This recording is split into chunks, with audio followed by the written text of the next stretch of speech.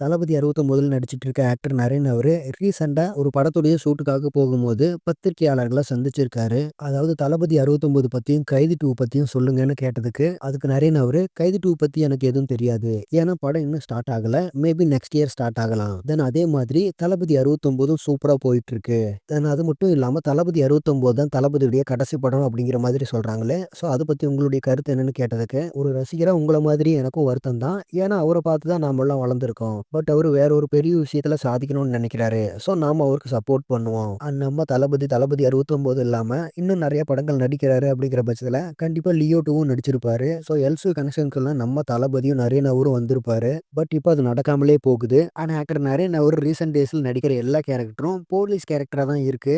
So தளபதி 69ம் police படம் அப்படிங்கிற மாதிரி தான் சொல்றாங்க. ஸோ தளபதி 69லயும் நரேன் அவரு போலீஸா இருக்க வாய்ப்பு இருக்கு. ஸோ வெயிட் பண்ணி பார்ப்போம். தென் ஃபைனலா இந்த நியூஸ் பத்தின உங்களுடைய ஒப்பீனியன கமெண்ட்ஸ்ல சொல்லுங்க. அண்ட் இது மாதிரி தளபதி பத்தின அப்டேட்ஸ்க்கு நம்ம சேனல மறக்காம சப்ஸ்கிரைப் பண்ணுங்க. Thank you friends.